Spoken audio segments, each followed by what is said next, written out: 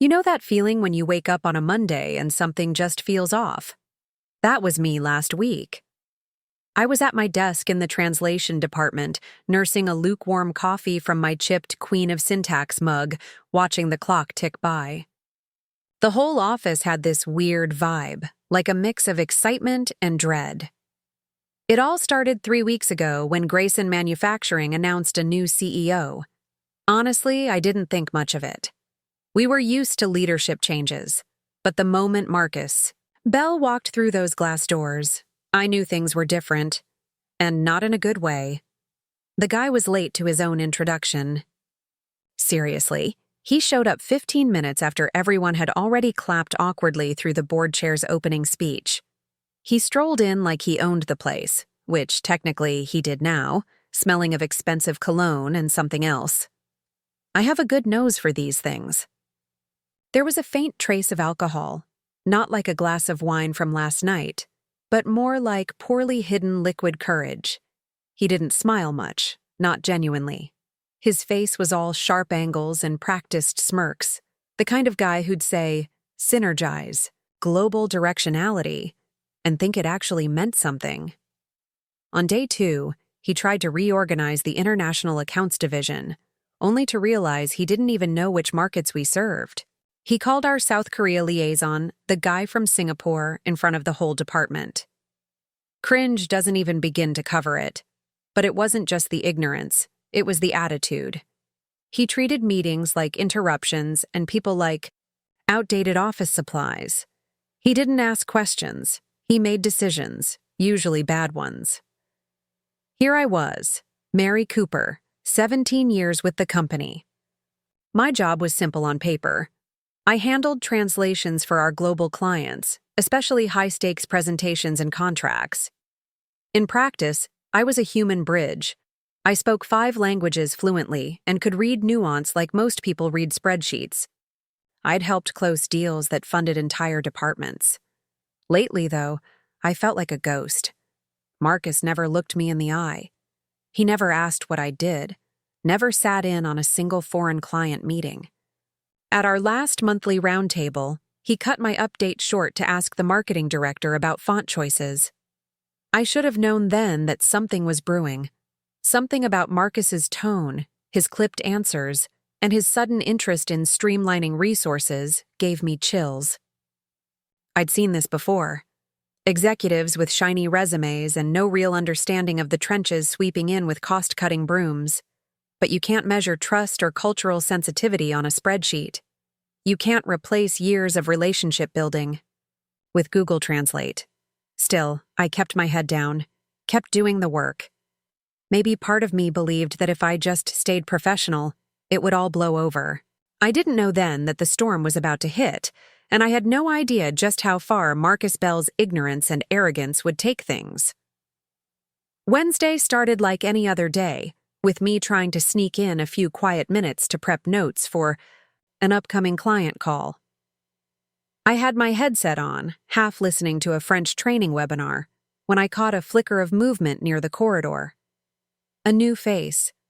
Red heels clicking too confidently, lipstick too bold for the building's gray walls. She walked like she owned the place, no badge, no shyness. Just a quick scan of the room and a smile that didn't quite reach her eyes. "This is Lana," chirped someone from HR, materializing behind her with the forced politeness of someone trying to wrap a bomb in gift paper. "She's joining us as our new SEO specialist. She'll be working closely with the web team and assisting marketing." Lana gave a small wave, then took the seat 2 desks down from mine. Rebecca's old desk.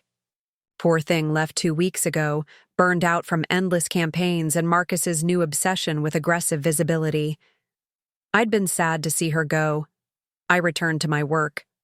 I had a long morning ahead of me, translating the executive summary of our newest partnership proposal into Japanese, then prepping for the team meeting at 10. I didn't have time for introductions or awkward small talk. But Lana? Lana had time for everything. She started with a loud phone call on speaker, something about dinner plans, organic reach, and how she'd finally escaped that garbage agency. Her voice cut through the office like a buzzsaw. I shot her a glance, thinking maybe she'd realize she wasn't alone. She didn't. By 9, she'd started commenting on my monitor. "You don't use Grammarly, huh? Brave." I gave a short smile. "I've been writing in 5 languages since before Grammarly existed," she smirked. "Right, but AI can't be that bad." I turned back to my screen. The comment didn't sting, it just surprised me. I'd barely spoken to her, and she was already jabbing. Then came the kicker. At 9:32, we were gathering in the small conference room for our weekly strategy sync. People were trickling in, murmuring hellos, balancing notepads and coffee. I took my usual seat near the window. Lana walked in behind me, paused, and said, just loud enough to be heard, "Oh, I guess this is the lifetime employee corner." Heads turned. A few chuckled. I didn't. I looked up, steady and even. "Good morning, Lana." She blinked, then grinned, like we were friends. "Just teasing. You've probably seen so many people come and go, right?" I wasn't going to play. I opened my laptop, clicked open the presentation. She sat beside me, too close. "What are you working on?" she whispered, leaning over. Her perfume was strong. I angled my screen away. "Internal summary. It's in Japanese." "Oh," she said, dragging the syllables like chewing gum. "Google Translate must love you." I said nothing because if I opened my mouth, I wouldn't be able to keep it professional. She laughed quietly, leaning in again. "Hey, don't look so serious. We're all friends here, right?" Except her hand brushed my arm as she said it, fingers trailing a little too long, too deliberate.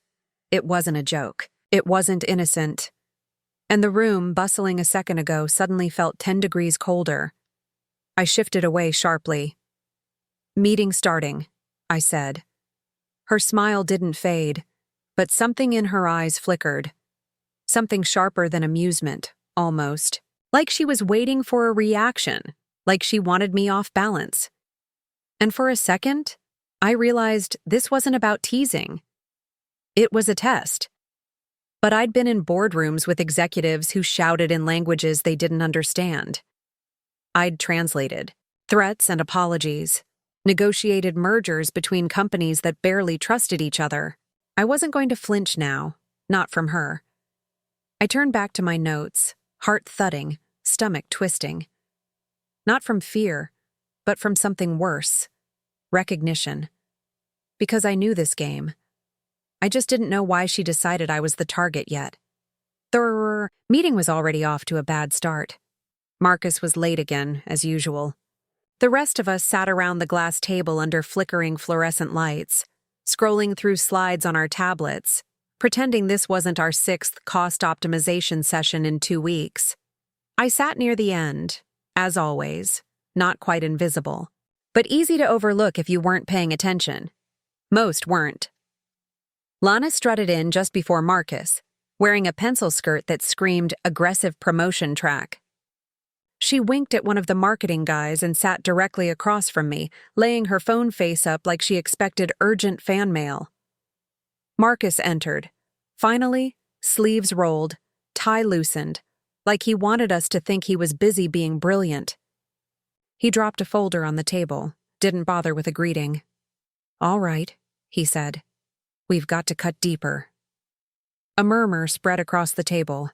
No one made eye contact. "Executive directive from above," he continued. "If we want to protect our international rollout, we've got to trim non-core roles." Non-core. It's amazing how quickly your stomach turns at 2 words. Lana raised a hand casually. "I've reviewed the digital operations list. We're overlapping in a few areas. Marketing automation has already cut localization time by 40%. With AI integrations, we've streamlined most of the language workflows." Marcus nodded like she'd handed him a solution on a silver platter. She turned to me. "I mean, no offense, Mary, but translation in 2025? There are tools that can do it faster. We should be reallocating those funds." And there it was. She smiled as if she wasn't talking about me, as if I were a broken stapler. Marcus didn't hesitate. I've been thinking the same thing. Look, I don't need regular translators in the company. Google Translate can handle it. Besides, it's not like we're translating Shakespeare. I stared at him, at Lana, at the pale-faced assistant who couldn't meet my gaze. I felt every eye avoid mine, like my grief was contagious. But I didn't flinch. I straightened my back, closed. My tablet packed nothing. I understand, I said calmly, standing. Marcus blinked. Maybe he expected tears. Maybe he expected me to plead, to argue. Instead, I smiled, a small, quiet smile. I wish you luck at your next meeting. He furrowed his brow, confused. Lana smirked, like she'd won something. I walked out without a single word more. They didn't ask where I was going. They didn't realize who was coming. Monday was 3 days away, and they had no idea what that meeting would become without me in the room. I didn't leave right away. I probably should have. I had my dignity, still intact and a clean exit line. But as I stepped out into the hallway, the weight of what just happened hit me. Not as humiliation, but frustration. Not at being fired, but at the sheer ignorance behind it. So I turned around. I stepped back into the room where Marcus was already moving on to the next efficiency measure, and Lana was tapping away on her phone like she hadn't just erased nearly 2 decades of trust in 5 minutes. Wait, I said, my voice level but firm. You need to understand something. Marcus glanced up, mildly annoyed. I'm not just a translator, I said. I'm the liaison for our international partners. I've built direct communication with our clients in Japan, Germany, Argentina, and South Korea. I'm not giving them text. I'm giving them U.S. context, nuance, relationships. Lana rolled her eyes. We have CRM data and language tools for that now. You don't understand, I replied, trying to stay composed. It's not about words. It's about trust. Some of these clients don't speak to anyone else. They don't sign without me in the room. I've spent years building those bridges. Marcus leaned back in his chair like I was interrupting his Netflix binge. Mary, I appreciate your passion, but you're not irreplaceable. No one is. I'm not saying I'm irreplaceable, I said, though my voice was shaking slightly now. I'm saying you're cutting out the only person who understands how these partners think, how they negotiate. They won't respond to Google Translate. They won't respond to cold emails or flashy dashboards. They'll go cold, and you won't even see it coming. Lana let out a short laugh. Wow, confident, aren't we? Marcus nodded, almost condescendingly. You're clearly emotionally attached to your role. But this isn't personal. It's just business. You might be overestimating your importance, Mary. Overestimating. That word hit harder than I expected. As if the years I spent working late into the night, learning cultural idioms, perfecting honorifics, and reworking contract language until every clause was airtight, meant nothing. As if I was just some sentimental employee clinging to a dying role. They saw me as a line item, and now they were erasing the line. I stood there, heart pounding in my chest, wanting to scream the truth into their blind, smug faces. But I didn't. Because I realized something else in that moment. You can't explain fluency to people who only speak in buzzwords. So I nodded, just once, and I walked out. They had no idea what they'd just thrown away. But they'd find out soon. First few hours were the worst. I walked home slower than usual, my bag oddly weightless, like even it knew I was no longer part of something. The sun was still out, but everything looked dull, washed out, like someone had turned down the saturation on the world. By the time I got inside, the silence of my apartment hit me like a slap. I dropped my keys into the ceramic bowl by the door and just stood there. No buzzing work phone, no emails, no calendar alerts reminding me of partner follow-ups. Just Stillness. I sat on the couch and stared out the window, arms folded tightly around myself like I was trying to hold all the years together. Part of me wanted to scream. Another part wanted to call them, Marcus, Lana, HR, someone, to explain again, to make them understand that I wasn't just a cog in the wheel.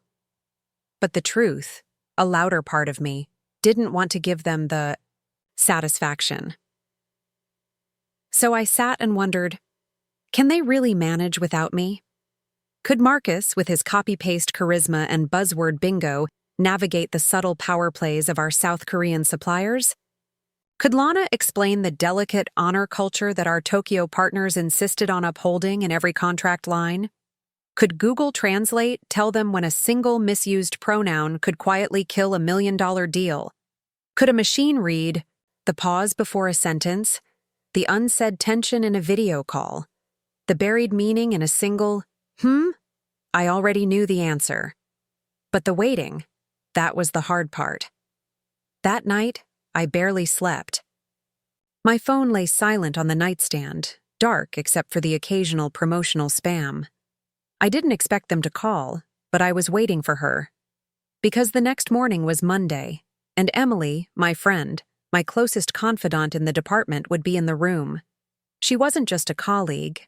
She'd been there for my first promotion, my worst flu, and the time I once cried in the break room because a client called me his voice in a thank you letter. If anyone understood, it was Emily. She texted at 9:04 a.m. "He's here, Trident team. Walked in 2 minutes ago." Then silence. I didn't even breathe. I just stared at the screen, the blue chat bubble glowing like a lighthouse in the fog. 10 minutes passed, then 20. Still nothing. Then, at 9:47 a.m., another message. "Something's wrong." My heart skipped. "What happened?" I typed back instantly. "No interpreter." They assumed someone else could do it. "Thomas Delqua isn't speaking, just sitting there." "Alice looks furious." I clutched the phone tighter. Of course they thought someone could just fill in. Another bubble popped up. "Marcus tried using an app, I kid you not." Alice didn't even translate that. She just looked at him. My lips parted in disbelief, or maybe awe, I couldn't tell. Then came the last message. "Thomas hasn't signed anything," said 4 words through Alice. "We will not stay long." I sat back on the couch, phone resting on my lap. I exhaled. Finally. They were finding out. They were finding out the one thing I never needed to argue. You can't cut the voice and still expect the room to understand you. Tuesday morning felt like waiting for a thunderstorm that never came. I stayed in bed longer than usual, scrolling through the news, my inbox, LinkedIn, anything that might tell me how the meeting had ended. Part of me wanted chaos. The other part wanted silence to mean regret. I even imagined Marcus sweating, through his overpriced shirt, stammering through an apology to Thomas Delqua. But by noon, nothing. No headlines, no viral stories, no desperate emails begging me to return. Just stillness. That afternoon, my phone finally buzzed. "Emily, can I call you?" Seconds later, we were on the line. I didn't even say hello. Just, "What happened?" she sighed. "Everything went fine." "Fine?" I repeated, trying not to sound as gutted as I felt. "I mean, not at first," she said quickly. "When the Trident team arrived, Thomas looked around for you. He even asked Alice, signed it pretty clearly, 'Where's Mary?'" I shut my eyes. Of course he did. "And?" I asked. "Lana stepped in," Emily said with a tone that made it clear she wasn't a fan. "She told them that you'd moved on, said we had new tools in place. She brought up the translation software demo she'd seen online, claimed it was just as effective." Could almost picture it. Her rehearsed smile, her calculated head tilt, the way she probably said, "just as effective," like it was backed by a decade of research instead of a tech blog headline. "Then what?" I asked, my voice small. Thomas looked at Alice, Emily continued, and for a minute I thought they were going to walk. But they didn't. Alice nodded once and they stayed. They signed Mary. Full renewal, even the expansion clause. It's done. I felt something inside me deflate. Not because I wanted the company to crash without me, but because some small, stupid part of me had hoped I mattered more than a click and translate button. Emily must have heard the silence in my breathing. They only signed because Alice intervened, she added gently. She did most of the talking. She steered everything. I think she was smoothing it over, saving face. It wasn't a win. It was survival. But it didn't matter now. Not to Marcus. Not to Lana. All they'd see were signatures on a contract and a reason to move on. Thanks for telling me, I said quietly. Are you okay? Emily asked. I will be. But the truth? I wasn't. Because even if they'd scraped by on one meeting, I knew what they didn't. They were building a future on a fault line.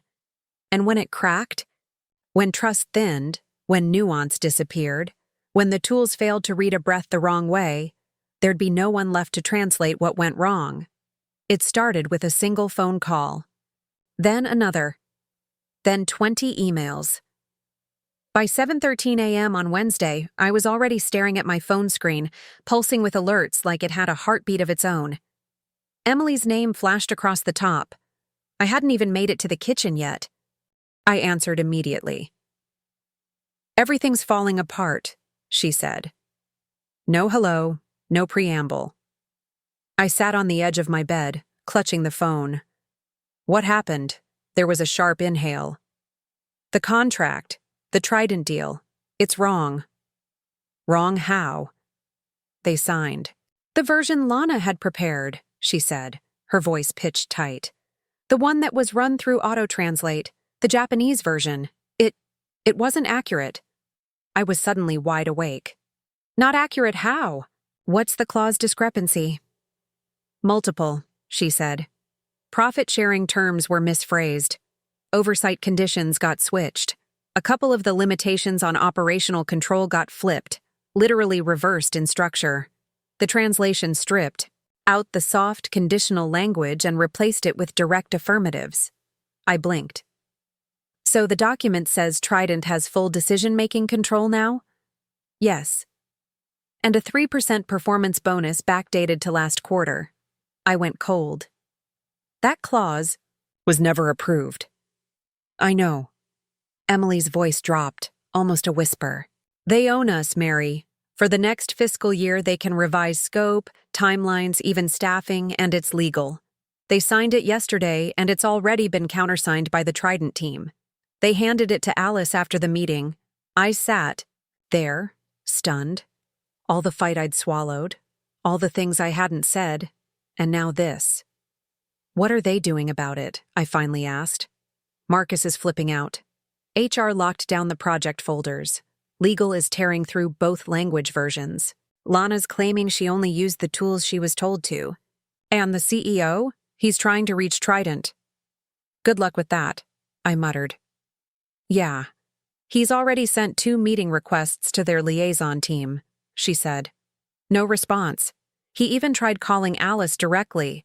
Her assistant told him she was unavailable. Until further notice. My hand shook slightly as I lowered the phone, pressing it against my cheek. And then Emily added, after a pause, They asked for you? I froze. What? Trident, one of their directors. They asked if Mary Cooper would be attending the follow-up negotiation. I didn't speak. Emily exhaled. And Lana told them you'd been let. Go. Silence on the line. Do you know what they said after that? She continued. Nothing. They just nodded politely, quietly. But the temperature in the room shifted, like someone had just slammed a door no one could see. I pictured it. Trident's executive team seated across the long glass table, expressions calm but unreadable, the kind of quiet that doesn't come from confusion, the kind that comes from disappointment, from a decision already made. "They're not angry, Mary," she said more quietly. "They're insulted. Of course they were. You don't build a relationship through a screen. You don't earn trust through a software interface. You don't replace 2 decades of cultural nuance with an API. They're giving us a chance to fix it," Emily said. "But they haven't committed to anything. They haven't agreed to renegotiate. They haven't even promised another meeting." "And Marcus wants a miracle," I replied flatly. "He's trying to push through a revised contract draft. He's calling in a certified interpreter to mediate a video call tomorrow. But between us, the partners have already gone quiet. That silence, I knew that silence. It wasn't a delay. It was a verdict. They'll cancel," I said softly. "Not today, not tomorrow, but soon. Quietly. No headlines. Just gone." Emily didn't argue. "I think so too." There was a long pause between us, and in that pause, I realized something else. Something Marcus hadn't figured out yet. They didn't lose the deal because of the contract. They lost it because of what the contract symbolized.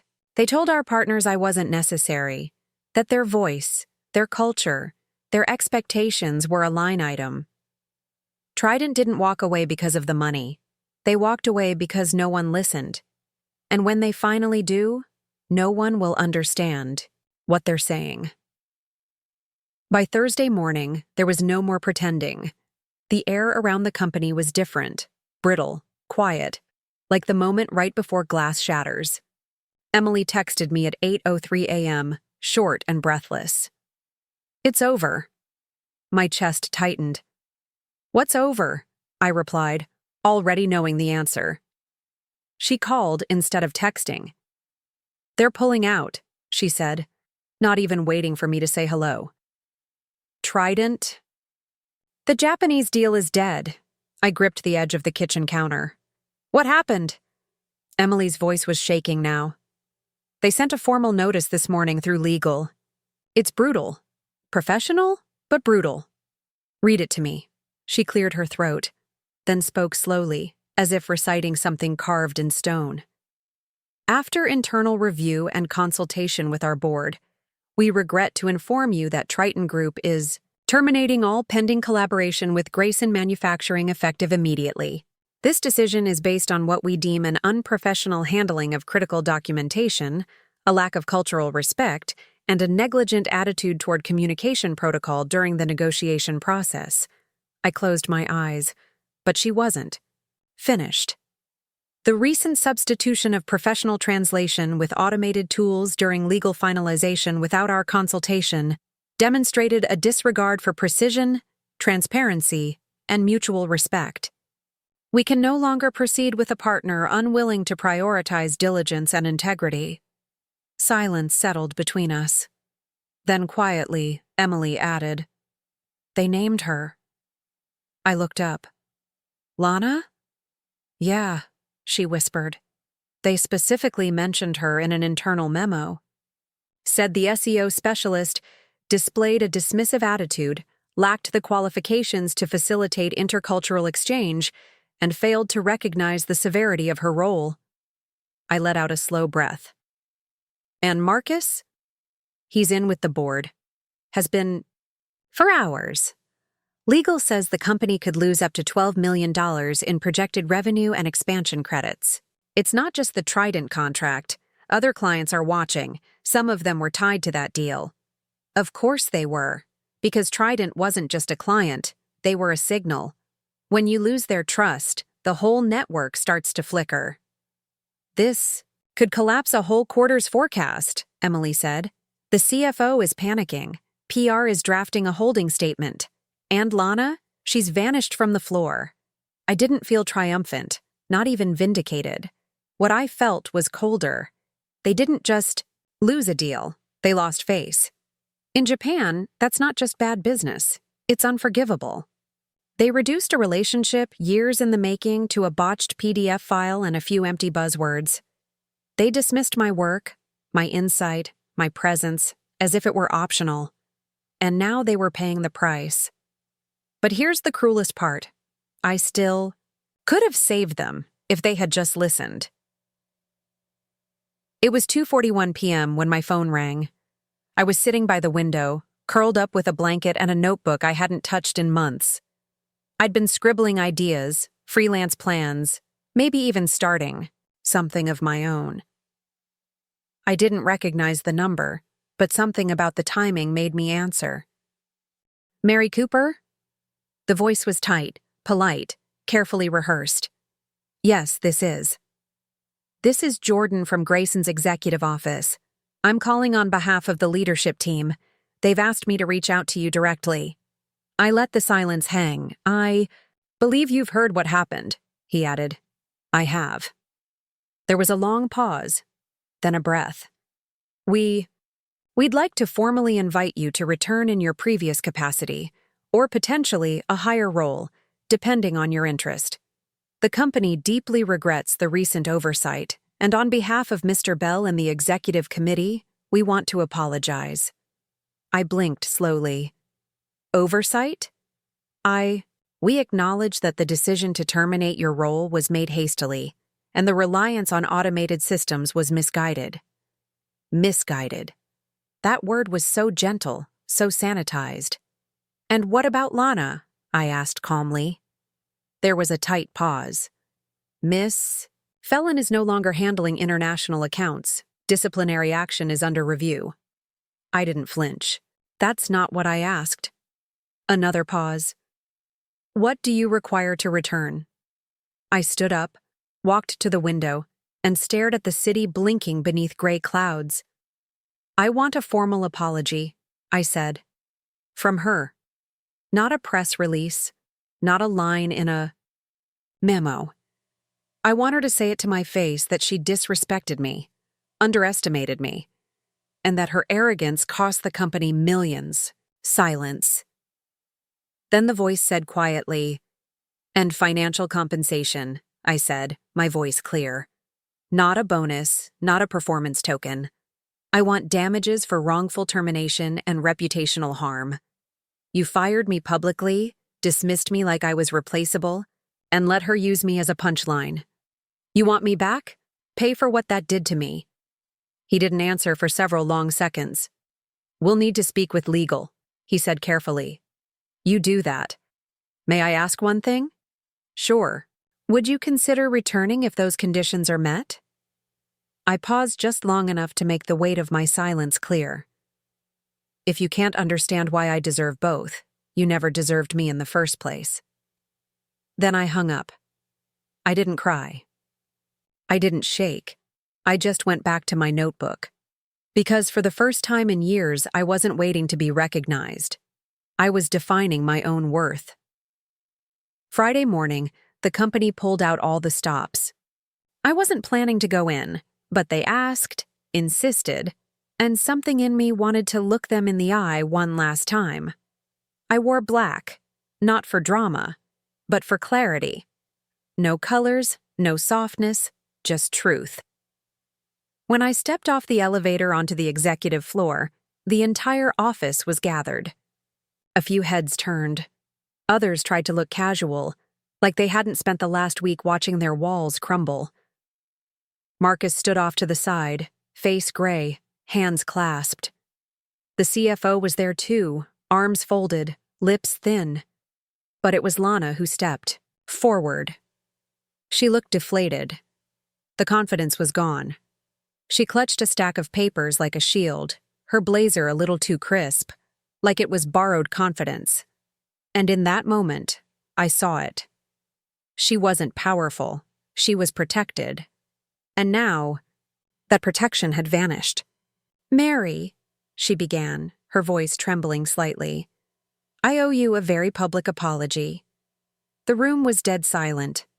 I spoke out of turn, she said. I undermined your work. I dismissed your expertise, and I said things, deeply disrespectful things. That reflected ignorance and arrogance. I was wrong. Her voice cracked.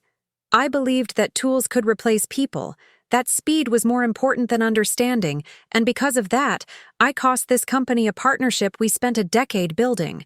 She looked up. You were the bridge. I burned it. I'm sorry. A few murmurs rippled. Someone actually nodded. Marcus shifted like he wanted to say something, but I held up my hand. I looked Lana in the eye. Thank you, I said. It takes something. To say that out loud, she nodded, cautiously hopeful. But I'm not coming back. Silence. The room stiffened. I don't owe this company another minute of my time, I continued, my voice calm. When I was here, I was invisible, until I wasn't. You saw my value only after you lost it, and now you want to recover your reputation on my back. I turned slightly, so they all heard me. I'm not a symbol. I'm not a rescue plan. I'm a professional who deserved respect before it cost you millions. I paused. And just so you know, I've accepted another offer. Lana blinked. Marcus straightened. The Japanese partners? He asked. I smiled, small, but certain. They called me the day after they pulled out, said they wanted to work with someone who understood not just their language, but their values. I'll be overseeing their North American expansion. A gasp somewhere in the room. A dropped pen. Lana's lips parted slightly. I didn't walk away from this company, I added. I walked towards something better. Then I walked out. No applause, no banners, no dramatic music. Just the sound of heels, on tile, doors closing behind me, and a freedom I'd earned, word by word, hand by hand. Later that night, I stood on the balcony of my new office, city lights stretching into forever.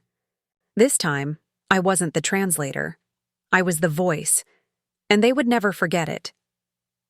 Life has a strange way of teaching you who you really are, usually right after someone tries to erase you. After I walked out of Grayson for the last time, I didn't look back, not because I was bitter, but because I didn't need to. I had already lived my proof. Every word I'd translated, every hand I'd shaken, every bridge I'd built, none of it needed their validation anymore. Trident didn't just offer me a job, they offered me purpose. They made me director of global cultural strategy, which is a fancy way of saying, we trust your voice and we want to amplify it. The first time I sat in a meeting with their Tokyo office as an equal, not an assistant, not an afterthought, I felt something shift inside me. Not pride, not revenge, just peace. Like I'd finally arrived where I was meant to be. I didn't just get a new title. I built a team. I hired overlooked voices, language experts, cultural consultants, women who'd been told they were too niche or too soft-spoken. Together, we created a space where fluency wasn't just about words, it was about respect. Sometimes people from Grayson reach out, quietly, carefully. A few even apologized. Some were just curious. Do you miss it? Not even a beat. Not at all. Because here's the thing. Losing that job didn't break me. It showed me how strong I'd become without anyone noticing. It reminded me that your worth isn't something someone else can calculate on a spreadsheet or reduce to a line item. Your worth is in what stays behind when you're gone. And when I left, I didn't leave silence. I left a message. Respect people before you need them. Ask questions before you assume. And never, ever confuse technology with trust. I still carry the little ceramic cup Thomas gave me, tucked safely on my new desk. Not as a souvenir of where I came from, but as a symbol of what happens when you choose to honor the language of people, not just profits. And every time someone new joins our team, I tell them the same thing. You're not here to be a cog. You're here to be a voice. And I mean it. Because that's the legacy I'm building now, one fluent, fearless step at a time.